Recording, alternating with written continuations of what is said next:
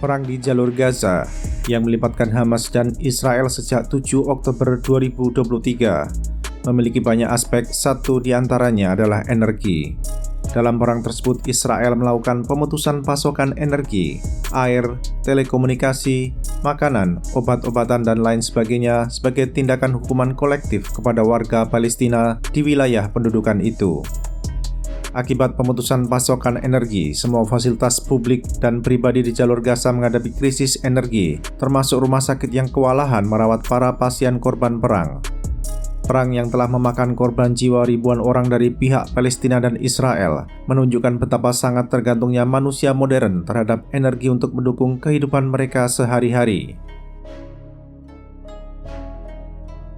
Tidak dapat dipungkiri sejak Perang Arab-Israel 1973 yang diikuti oleh embargo minyak oleh negara-negara Arab kepada negara-negara Barat, keamanan energi salah satu isu global. Keamanan energi menjadi salah satu ancaman nyata yang dihadapi setiap negara di dunia seiring dengan meningkatnya ancaman krisis energi dunia hingga perubahan iklim. Perubahan iklim kini telah menjadi ancaman bagi eksistensi manusia di muka bumi, karena selain kenaikan muka laut, perubahan iklim mengancam produksi pangan global dan telah menjadi salah satu pemicu konflik. Kondisi ini mendorong berbagai negara untuk mencari sumber alternatif energi lain, sekaligus berlomba guna mengembangkan dan mengadopsi teknologi yang dapat membuat penyimpanan dan penggunaan energi menjadi lebih efisien. Sektor pertahanan baik angkatan bersenjata maupun industri pertahanan mengkonsumsi energi dalam jumlah besar guna mendukung berbagai aktivitasnya. Sebagian besar energi yang dikonsumsi oleh sektor pertahanan berasal dari bahan bakar fosil, baik untuk platform, instalasi militer, dan pabrik senjata. Sistem propulsi yang menjadi sumber energi platform seperti kendaraan lapis baja, kapal perang, dan pesawat terbang dirancang untuk mengkonsumsi bahan bakar fosil.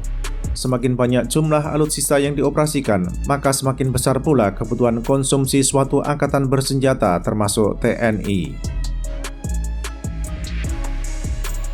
Transisi energi kini telah menjadi kebijakan pemerintah Indonesia sebagai bagian dari komitmen untuk mencapai net zero emission pada 2060. Salah satu langkah dalam transisi energi adalah mengurangi ketergantungan pada bahan bakar fosil, baik melalui pemakaian biofuels maupun energi baru dan terbarukan atau new and renewable energy. Salah satu solusi yang dikaji adalah penggunaan biofuels yang merupakan pencampuran antara bahan bakar fosil dan biofuel seperti kernel oil atau seeds oil dengan kadar campuran antara 95% berbanding 5%. Tantangan dalam pemakaian biofuels diantaranya adalah bagaimana memastikan bahwa kinerja engine tidak menurun, jaminan ketersediaan dan distribusi biofuels, dan harga yang kompetitif terhadap bahan bakar fosil. Sampai saat ini penggunaan biofuels di Indonesia baru terbatas pada kendaraan roda 4 atau lebih dan kapal.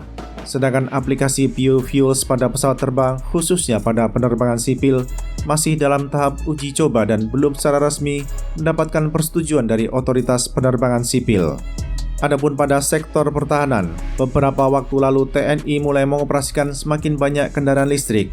Misalnya pada 31 Agustus 2023 lalu, Kementerian Pertahanan menyerahkan 100 unit sepeda motor trail listrik atau yang disebut juga e-Tactical Sergap buatan PT Len Industri, PT Eltran Indonesia, dan PT BYXE Motor Indonesia atau BMI kepada TNI. Dalam konteks aplikasi transisi energi di sektor pertahanan, kecenderungan global saat ini adalah penggunaan teknologi sistem pendorong berbasis hibrid daripada pemakaian full electric vehicle. Di antara alasan pemilihan teknologi hibrid adalah wilayah di mana operasi militer digelar besar kemungkinan tidak mempunyai infrastruktur untuk mendukung isi ulang baterai. Sebagai contoh, firma pertahanan Amerika Serikat yaitu Oshkosh Defense mengeluarkan varian hibrid elektrik dari kendaraan Joint Light Tactical Vehicle atau JLTV. Adapun General Dynamics sudah memperkenalkan konsep tank Abrams bermesin hybrid elektrik. Industri pertahanan Indonesia hendaknya memanfaatkan peluang bisnis yang tersedia dari kebijakan transisi energi yang digagas oleh pemerintah. Peluang bisnis tersebut cukup luas dan hendaknya tidak terfokus pada kendaraan listrik saja. Mengingat keterbatasan kemampuan industri pertahanan dalam mengadopsi dan mengembangkan teknologi transisi energi berstandar militer, Indonesia harus mencari mitra yang tepat. Program pengadaan sistem senjata yang mewajibkan adanya alih teknologi hendaknya dipandang sebagai salah satu peluang untuk penguasaan teknologi yang terkait dengan transisi energi.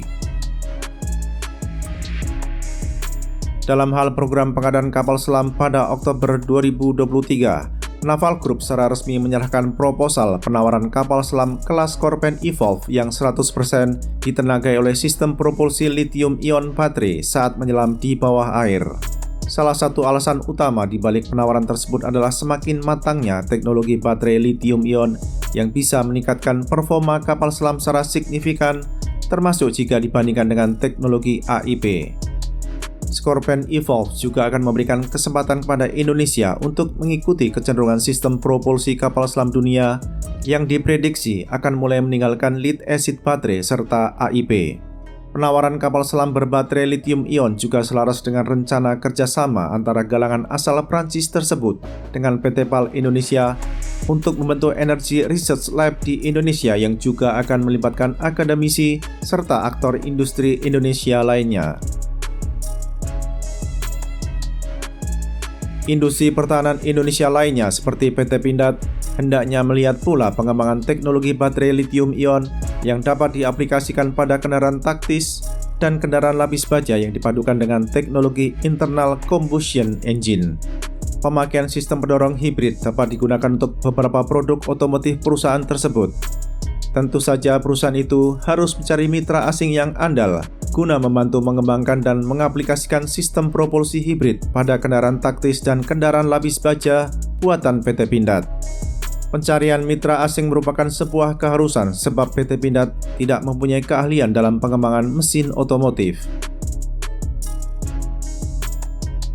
Cepat atau lambat pemakaian sistem mesin atau propulsi hibrid akan menjadi arus utama dalam kendaraan-kendaraan dan platform-platform militer di dunia. Dibandingkan dengan produk industri dirgantara dan maritim, kemampuan Kementerian Pertahanan menyerap produk PT Pindad jauh lebih besar karena karakter produk yang berbeda. Pertanyaannya adalah, apakah peluang pengembangan teknologi sistem propulsi hibrid akan digarap secara optimal atau tidak? Pengembangan teknologi memerlukan sejumlah kondisi. Satu di antaranya adalah kapasitas perseroan untuk mendukung kegiatan riset dan pengembangan.